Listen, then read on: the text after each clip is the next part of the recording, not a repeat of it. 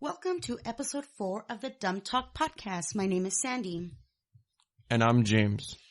Thank you for tuning into the show today. Make sure you go ahead and download, rate, and subscribe to the podcast, whether it be iTunes, Google Play, TuneIn Radio, and Stitcher. Soon to be iHeartRadio. But if you'd like to help us out even more, you can visit our Patreon site at www.patreon.com/dumbtalkpodcast, where we have currently 4 reward tiers ranging from $1 a month to $20 a month. And I'll run down a quick tier for you. The $1 a month, the cheapest or the lowest monthly subscription, is you get access to Patreon-only content, you can connect with other Patreons, and you get an upcoming credit on an upcoming episode of our podcast. Then you also do get to ask us questions. You can also follow us on social media at facebook.com/dumbtalkpodcast. Tweet us at dumbtalkpodcast. And we also have a YouTube channel which has no videos, which could be changing soon, right? Correct. Okay. So to get started on our first topic, new league year for the NFL. Yes, new league year is a favorite time of year for me as a football fan. We get to see all the free agency signings, sometimes re-signings, and sometimes just drama. It's a little bit of drama. Right, and we can start off with actually Terrence Williams, who signs a 4-year, $17 million with Dallas to remain a Cowboy. I guess. I mean, he's an average receiver at best. I don't know. Maybe somebody in Cowboys Nation can prove me wrong, but I just don't think he's that good. I don't think he comes up every now and then, but when I think of the Dallas receiving offense, I think of their tight ends like Jason Witten. I also think of Dez Bryant, who either catches or doesn't catch a ball. But I don't really think of Terrence Williams. I mean, I know he's been there for like ages, but $17 million? Well, it's $4.25 million per season, which is not. I don't know. I wouldn't say it's I guess maybe they paid him for what they think. So maybe he got average pay. Maybe if he was like Antonio Brown, he would have gotten like $10 million a season. So I don't know. Well, it would be nice to win $17 million for like 4 years or 4 seasons. Yeah, it would be nice, but in other words, In other words, and keeping it in the state of Texas, Brock Osweiler has been traded to the Browns. Now, rumors are suggesting that he'll be cut or traded. However, the Browns did cut Robert Griffin III already.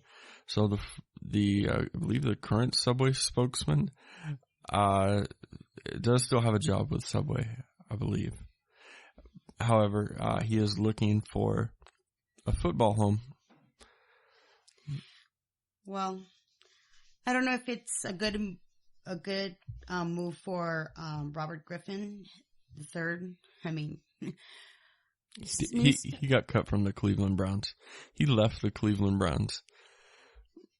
I don't know.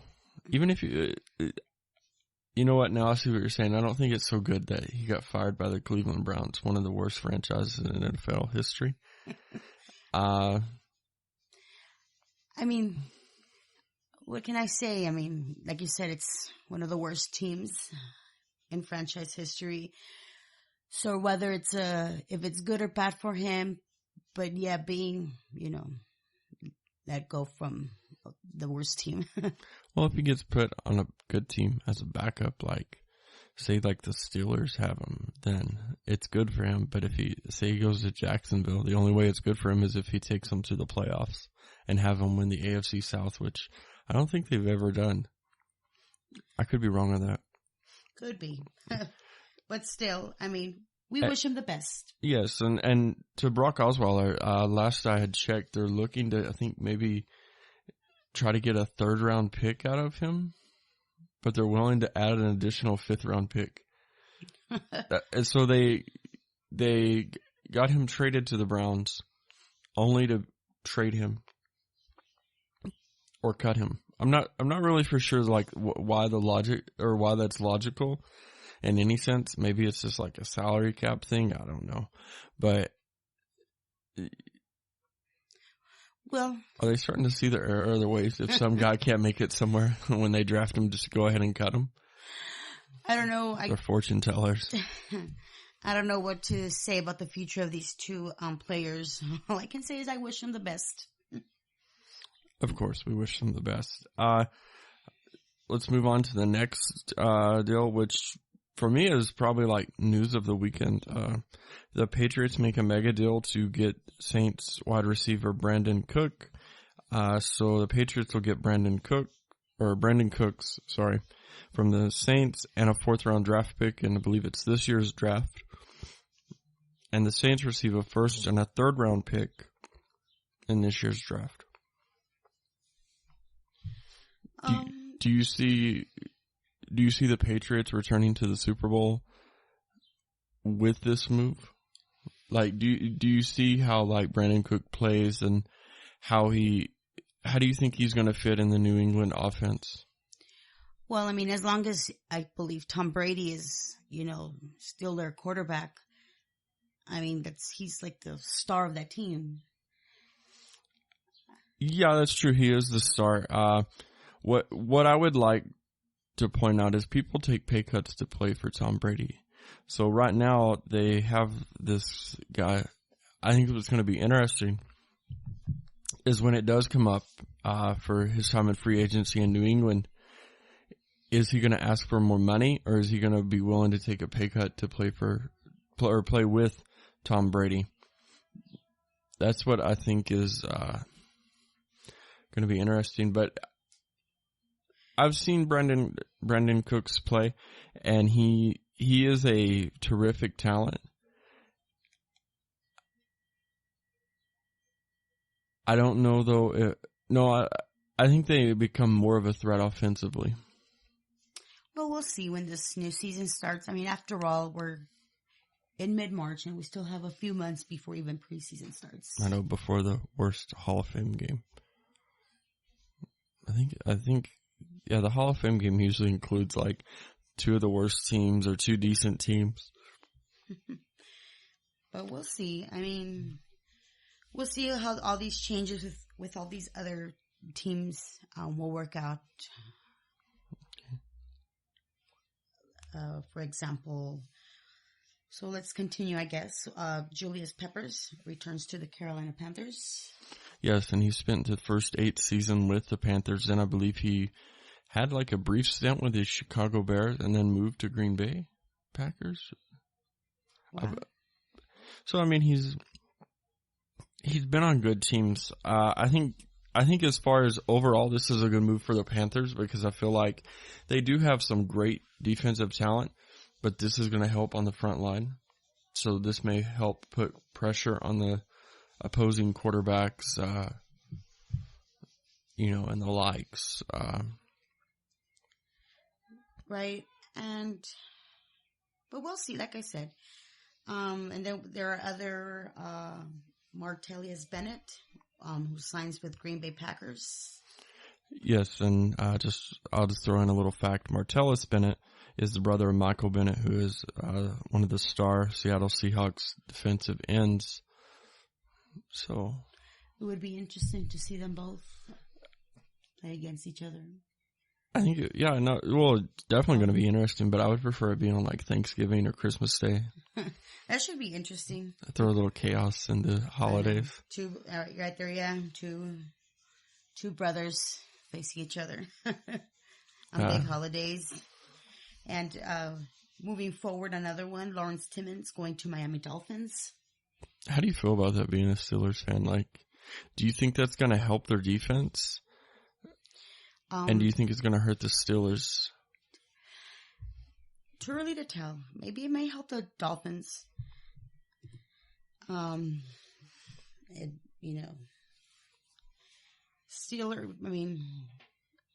Steelers defense has improved.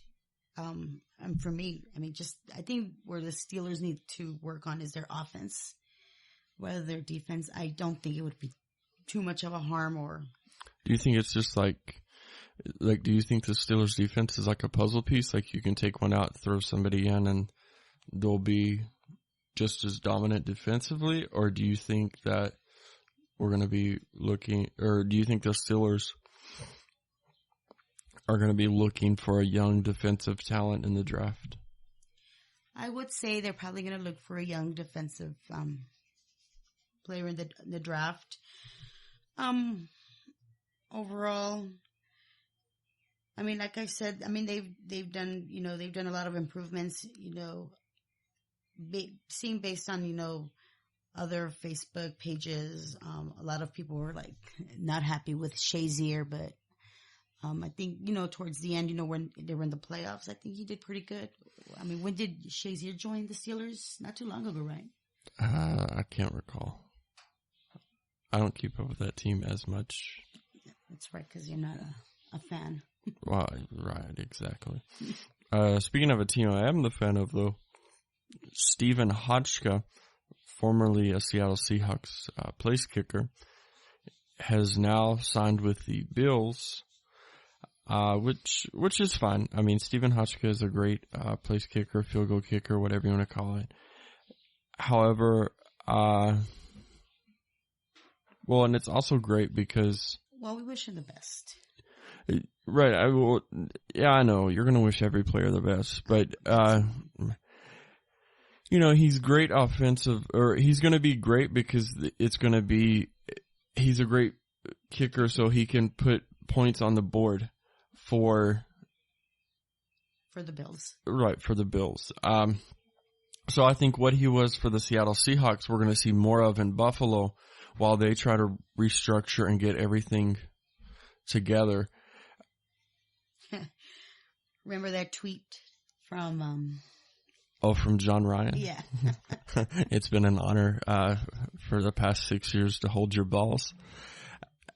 I wish you well, but if we play each other, I hope you suck. I mean, John Ryan, he has a very unique sense of humor. So I thought that was funny when he said it's been an honor to hold your balls. Like, that really cracked me up. It was funny. I mean, I know that's not the way he meant it. I mean, the way it was. Right. Obviously, he's not. Well, maybe they are. I don't know. Right. No, I think John Ryan's like married. I'm just kidding. But let's talk about Adrian Peterson.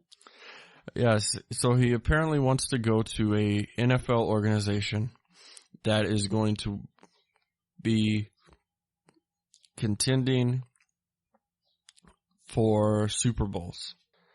I just don't see him at this time. I see him being either a starter or a great backup. He is scheduled to meet with the Seahawks on Sunday or today. I don't know. I don't see him fitting in Seattle very well because we already have Thomas Rawls. We already have every year we're shopping backup running backs. So if we already have Thomas Rawls, who's going to be great, pending he doesn't get injured again, which I don't think he will. I think he'll be okay this season. I think we're going to see really good rushing from Thomas Rawls.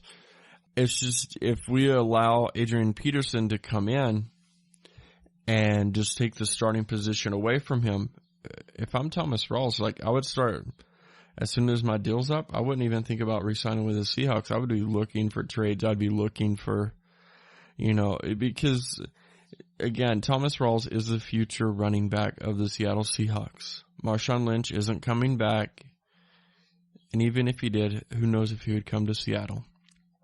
So, to me, give Thomas Rawls the start, don't give it to him. Make sure he earns the starting position. But if Adrian Peterson is there, once he's named the backup, make sure he is teaching Thomas Rawls. Right. And making him better. Because Adrian Peterson, again, he is a great running back.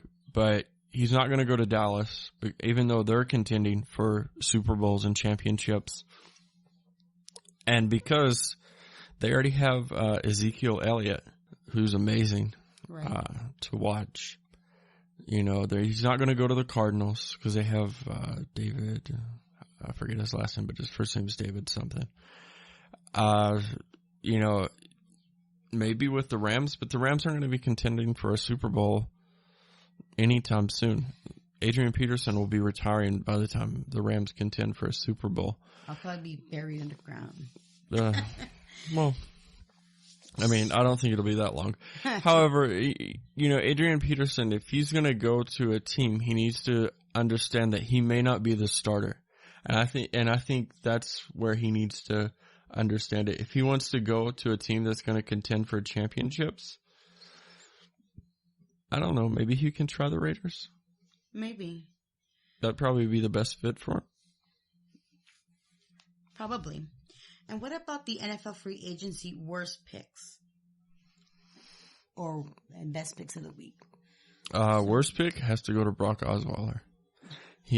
Well, I don't know if that would be considered free agency, but more about the new league year. I think the worst is that he got traded from one team that wasn't going to keep him around.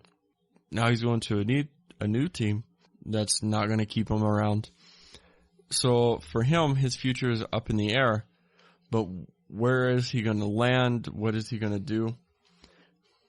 Right. I mean, best pick? Probably Julius Peppers going back to the Carolina Panthers. I feel like that's going to lift up Cam Newton. Not because like they were close or anything. I don't even know if they played together. But because now he knows that they have another defensive piece that can help them out. That gets them back into playoff contention. And that can help them win football games. So I think, to me, that's my best. You know who we didn't mention at all? Tony Romo. Oh, yeah, I forgot. There's so much going on with that situation. Right. At first, they were going to cut him. Then they're like, no, we're going to trade him.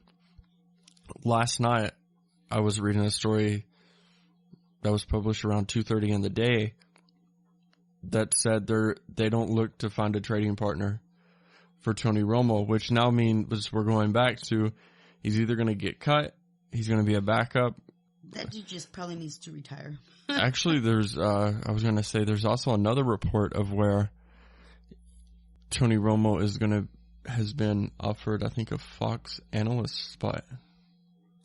Oh. Maybe he can replace Joe Buck. I hate that guy. Well, I don't hate him, but I just don't like his commentary. He's always snarky and snide, and I just want somebody to like take a cucumber and like put it in his mouth. Another player we didn't mention was Jay Cutler. Oh, he got cut. Just like that. Yeah, he got cut. I don't even know how he still had a job. Maybe he can go to the Jets. If he can go to the Jets, that'd be cool. But I doubt he will. The Jets look to have winners, like... Never mind, I'm just kidding.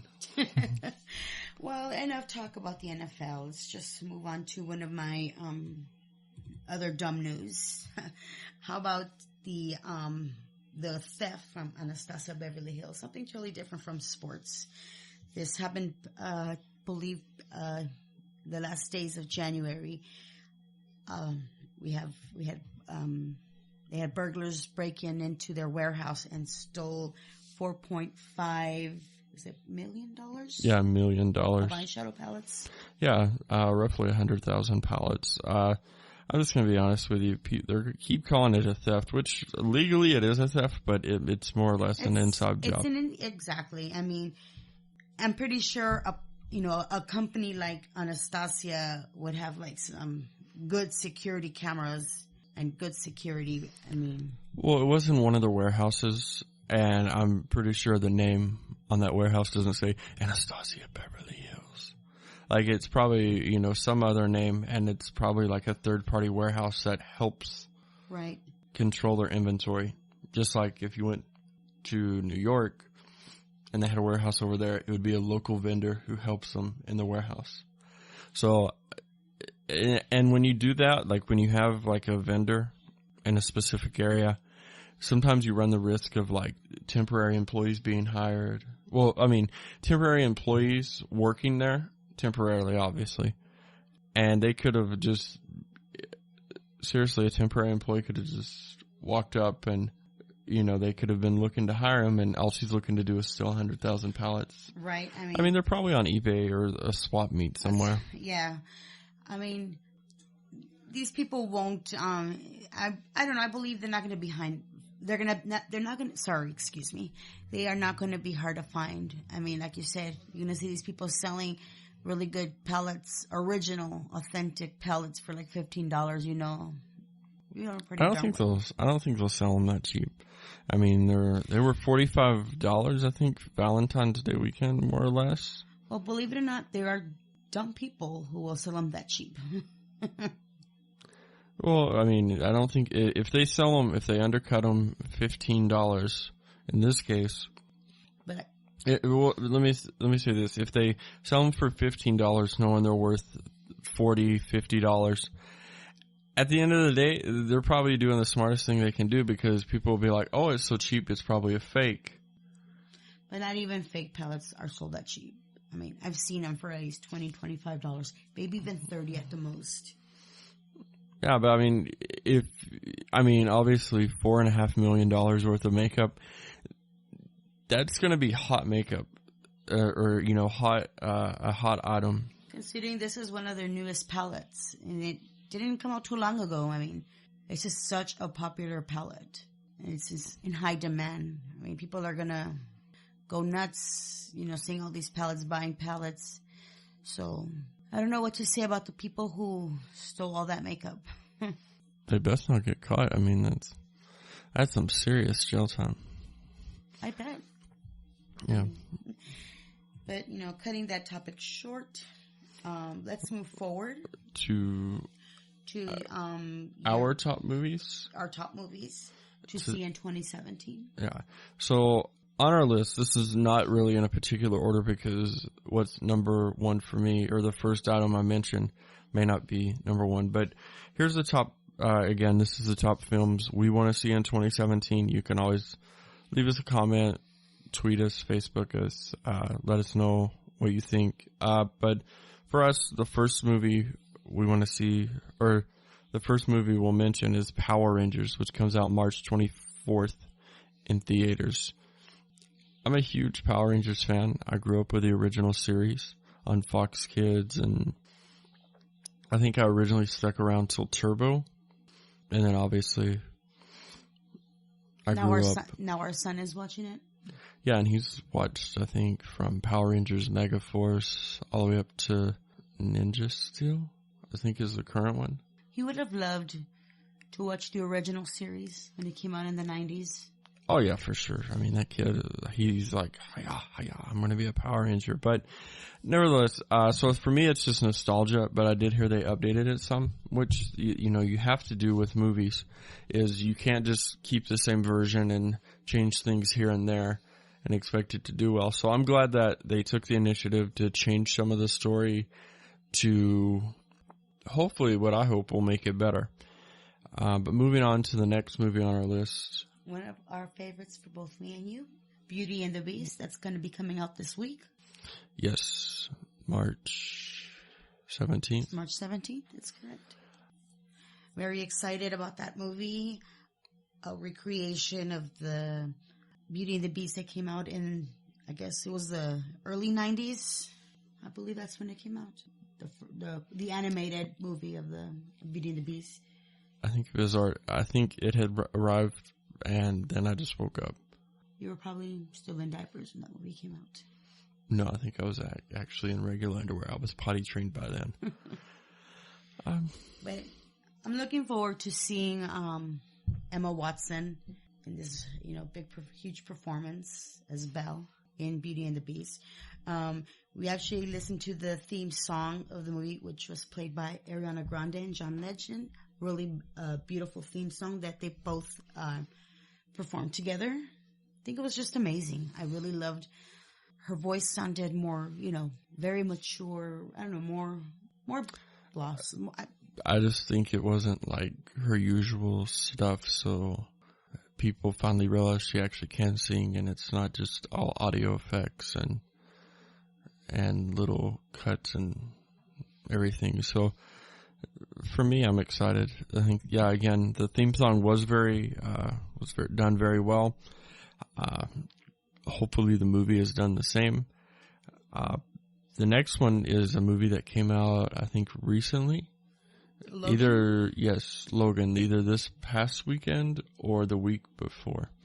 So I want to see it just because I think it's something different. It's not like X-Men. It's not like an origin story, perhaps. Or let me say, it's not like they have X-Men and then they have X-Men Origins, and it's neither one of those. It's really just all about Wolverine, and I think I don't know, I think they've tried to do the same concept twice, and it's worked okay. But now I think this is an extension of that. Who are they using anyways to play Logan? Hugh Jackman. Oh. The same guy they've used. Same guy. Since forever. But you know what? That role does fit him. He does look like that Wolverine type. Yeah, I mean, I think that's why he does so well, and they keep calling him back saying, hey, can you do this? Can you do that? Right. So I'm super excited to see that. However, we watched a clip for the new trailer of this next movie, Wonder Woman, and I'm probably more excited to see Wonder Woman now that I've seen this next clip. I actually think it was better than the original trailer they came out with. Yeah. I'm really excited too. I mean, it's something that me and you can watch on a date, just me and you. And I mean, I think as far as all the media that I've seen on it, it's really, they have like some humor elements to it, but they have some really good action shots. So, and I think they're going to be able to tell a great story. So I don't think this is going to follow in the footsteps of the Suicide Squad or Batman v Superman, where it's going to be questionable if it's good or not. I think all audiences who come to see this movie are going to love it and enjoy it. But moving on, the Lego Batman movie, it has a lot of humor also. Yeah, it has a lot of humor also, and I think where it's just an animated movie that's not geared towards, a cutesy Philly type. Right, but this is something you look forward to seeing on DVD, correct? I believe you had mentioned that. Yeah, I think it's already out of most theaters, or it will be by this weekend, so obviously I'm going to have to wait till DVD or digital download, which I don't know if you know this or not, but most movies now are coming out on digital download faster than they are DVD. That's true. I mean, I believe the Suicide Squad was one of them in December, because that's the movie I was eager to get on DVD, but I saw that I believe it came out digitally. And but moving forward to the next one, another family movie that we're looking forward this summer, Despicable Me 3. Yeah, I mean, I think what I like about this film franchise and why I want to go see it is I like Despicable Me 2 as well, and the original, of course. But also, they don't shove this franchise down our throats so much. Like, it's not like every year they have to come out with a new Despicable Me. Like, we'll get into this later because I don't want to take away from the four remaining movies that we want to see. But things like Fast and the Furious, once they came out with like number 4, it seemed like every year they're coming out with a sequel, and I just don't know that the sequels are that different. So for me, after Tokyo Drift, I really just tuned out. But Despicable Me 3 is kind of the opposite, where every time they come out, I want to go see it. It's like a nostalgic film, or it gives off that presence. Like, it's not shoved down my throat. So since it's not shoved down my throat, I'm more enticed to go spend money on not only the movies, but merchandising. Right, because, I mean, after all these years, they're still popular. Like you said, kids are still having birthday party themes with the Minions. I mean, even our son is a big fan of the Minions. Yeah, and, I'm super excited for that movie, like I said. So moving forward. Yeah. Spider-Man Homecoming, which is your number 7, or our number 7, correct? Well, it's the 7th movie on the list, Yes. not necessarily the 7th movie we're going to go see, because obviously some of these have different due dates, and I'm not going to say, oh, theater, hold up. But no, so the 7th movie on the list is Spider-Man Homecoming. This is really probably the only movie franchises Marvel has screwed up.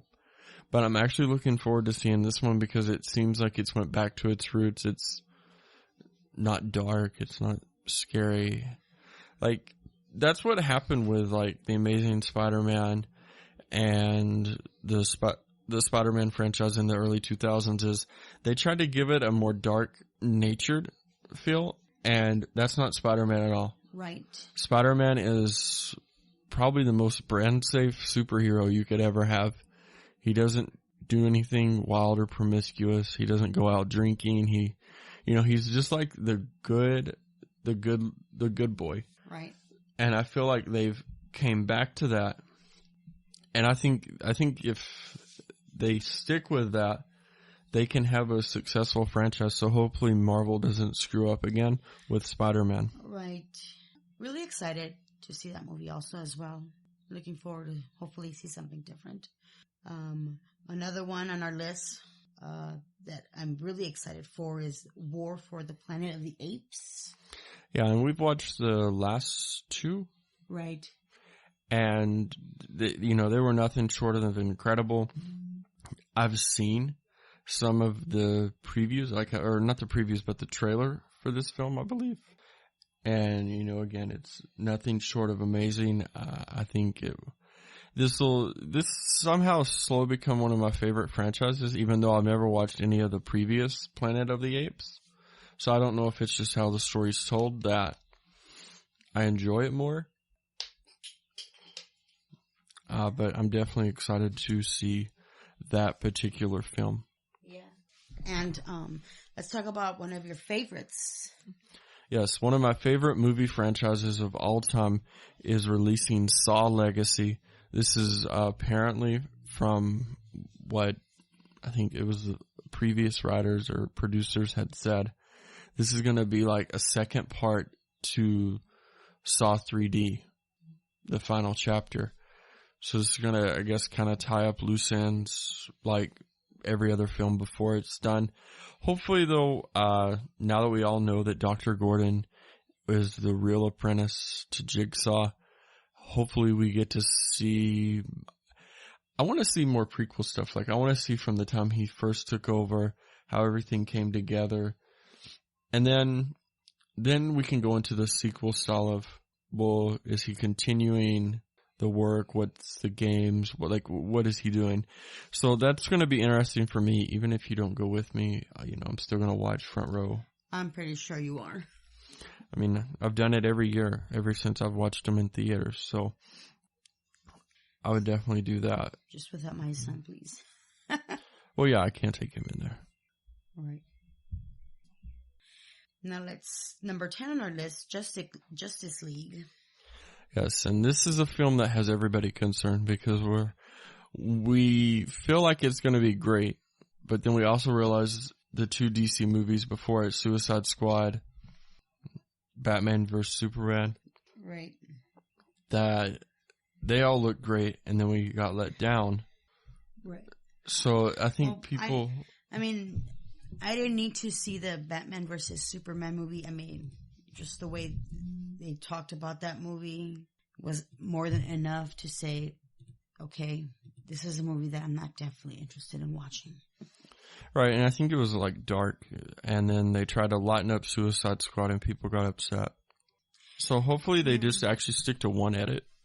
I mean, I didn't find anything bad about the Suicide Squad.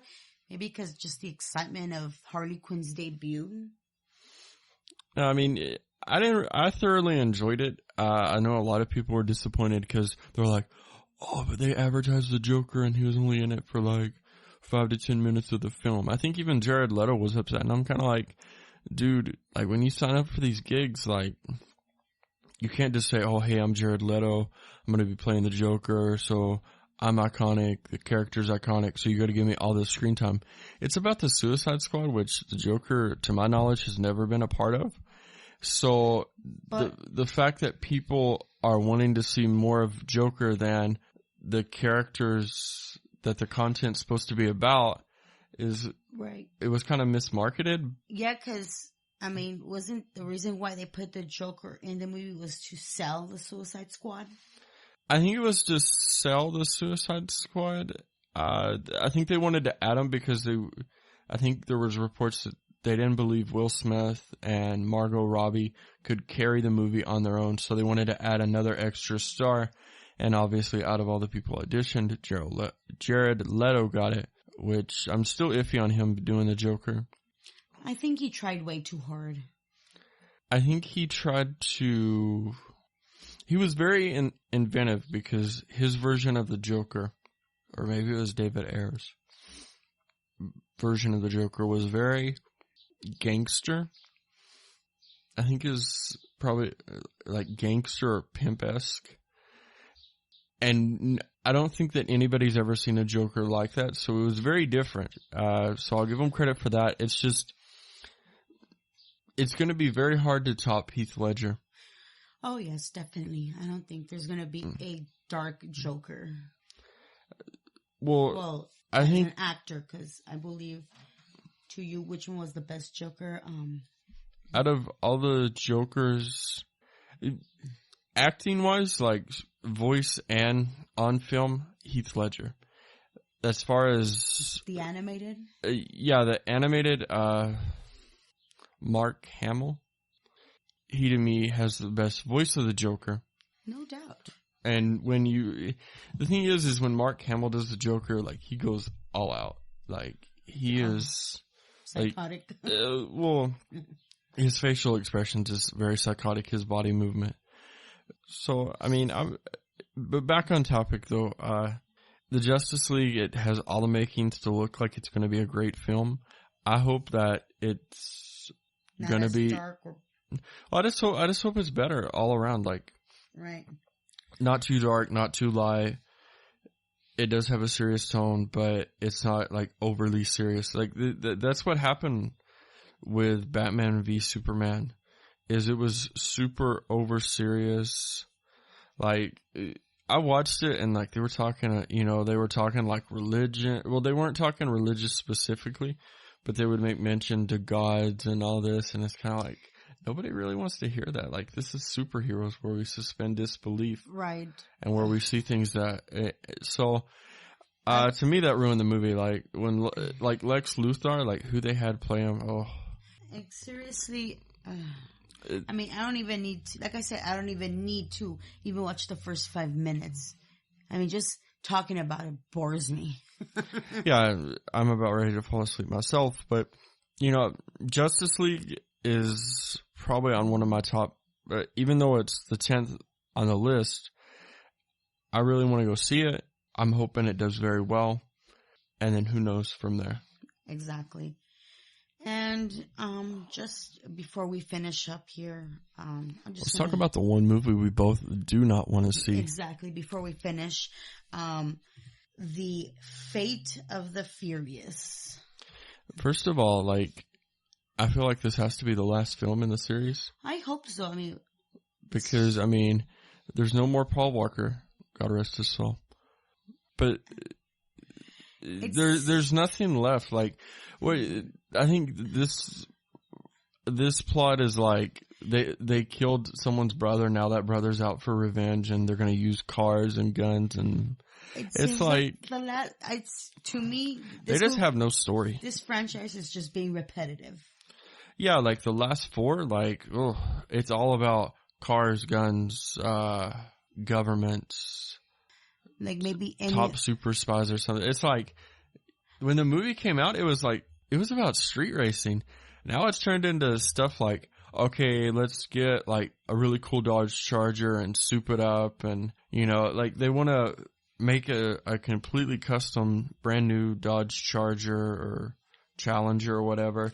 And then they want to like incorporate guns, which to my knowledge, was never a part of any of the first 3 films. So why did it need to happen from 4 to now 8? If you ask me, I mean, these movies are just plain stupid. Yeah, like, I feel like Universal's just trying to, like, I think, is it Universal who makes these movies? I personally don't care who makes these movies. It's just making people waste their money on repetitive crap. Yeah, and I mean, there's still going to be, like, there's still going to be people who are, like, diehard fans of it, but personally, there's just no story to it. Like, The Fate of the Furious, like, God, even the name sounds stupid. Well, it sounds stupid, but I think it has more story than the entire movie is going to have. Probably. Like, are they going to die? Are they going to live and ride on again? I hope they live and ride on again, but they all end up in wheelchairs. That way we don't have to see them drive a car ever again. Like that's my whole thing. They end up on the beach and, like, there's a fire and you see, like, all these wheelchairs. I know. Maybe I should start my own franchise movies. Well, I mean, no. But, yeah, no, let's not even go there. But, yeah, I mean, I think they've gone way too far with this franchise. Actually, if I had to add an 11th movie I want to see, and if it was between this movie and Cars 3, I would easily choose Cars 3. Oh, definitely. Yeah, so, again, this is a movie we don't want to see. If you disagree with us, let us know by, tweeting at us, sending us Facebooks. Once again, facebook.com/Dumb Talk Podcast. You can tweet us at Dumb Talk Podcast over on the Twitter. Again, don't forget to download, rate, and subscribe on either iTunes, Google Play, TuneIn Radio, Stitcher. We're also, as far as I know, still on the Blueberry Podcast directory. We are looking to get on iHeartRadio. And don't forget, you can always support us at our Patreon site at patreon.com/Dumb Talk Podcast. Lots of reward tiers. And feel free to just let us know how we're doing, what we can improve on if there's anything. And what you would want to hear us talk about. Yeah, feel free to tweet us subjects that you want to hear us talk about. Nothing's really off limits. We're open-minded. Yeah, we're open-minded. So thank you again for listening. This has been episode 4 of Dumb Talk Podcast. I'm James. And I am Sandy. Have a good one.